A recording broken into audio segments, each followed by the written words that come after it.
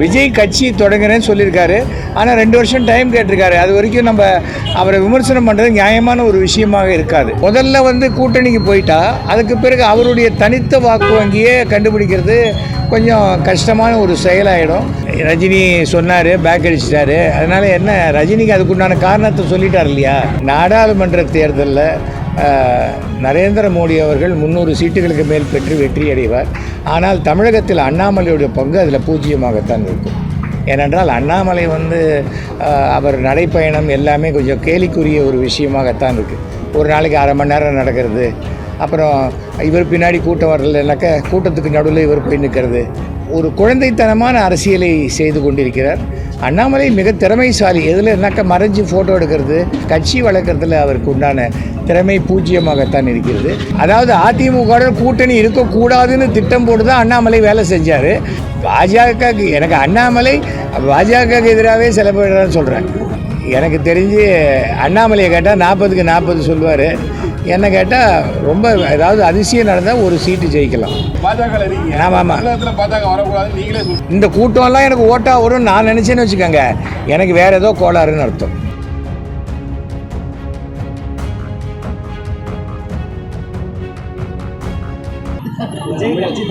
விஜய் கட்சி தொடங்குறேன்னு சொல்லியிருக்காரு.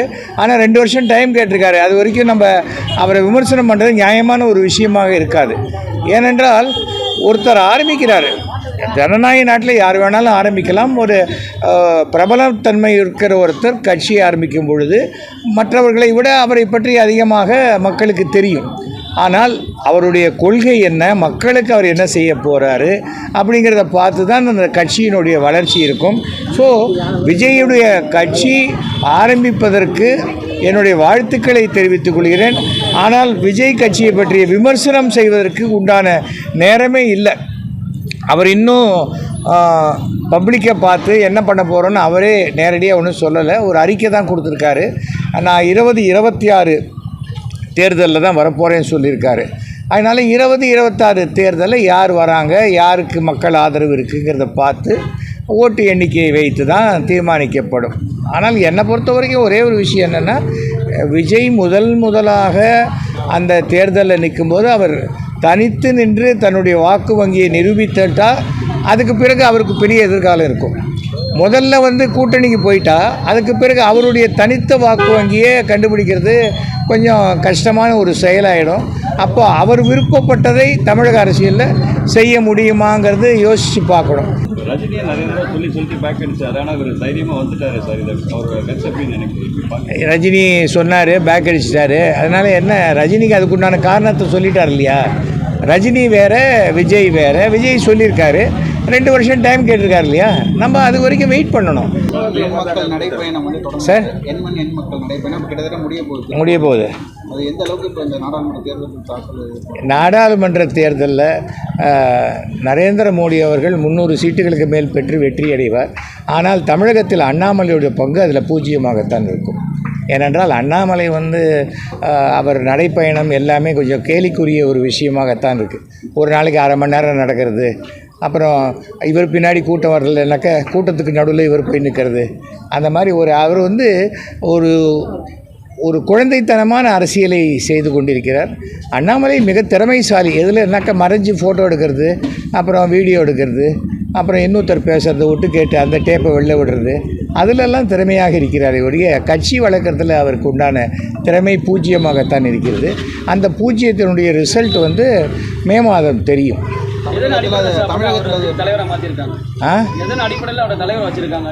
அது யார் மாற்றினாங்களோ அவங்கள தான் கேட்கணுங்க.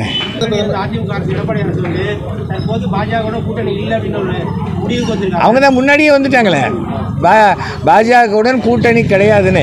அதாவது அதிமுகவுடன் கூட்டணி இருக்கக்கூடாதுன்னு திட்டம் போட்டு தான் அண்ணாமலை வேலை செஞ்சார். அந்த வேலை நிறைவேறிடுச்சு. அதோடைய பலனை இந்த தேர்தலில் தெரிஞ்சுப்பாங்க, அவ்வளோதான். அதுக்கு மேலே ஒன்றும் சொல்ல முடியாது. ஏனென்றால் என்றைக்கு இருந்தாலும் ஒரு 1.5 கோடி உறுப்பினர்களை கொண்ட கட்சி தான் அதிமுக. ஓகே, இது பாஜகங்கிறது ஒரு 3% இருக்கிற ஓட்டு இருக்கிற கட்சி. ஆனால் அது எவ்வளோ தூரம் வளர்ந்துருக்கு, 3% 33% ஆகுமா, 33% 3% ஆகுமாங்கிறது மே மாதம் தான் தெரியும். பாஜகவுக்கு எனக்கு அண்ணாமலை பாஜகவுக்கு எதிராகவே செயல்படுறான்னு சொல்கிறேன்.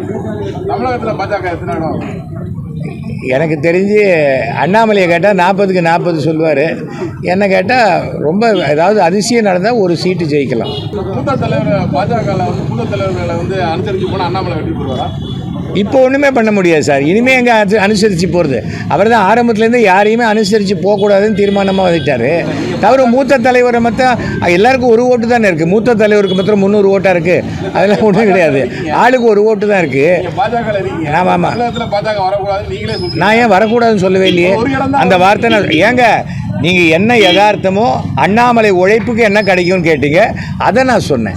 அண்ணாமலை உழைப்புக்கு தான் சொன்னேன். நீங்கள் வந்து திசை திருப்ப முயற்சி பண்ணால் அதை பற்றி நான் கவலைப்பட மாட்டேன். இங்கே இத்தனை பேர் இருக்கீங்க.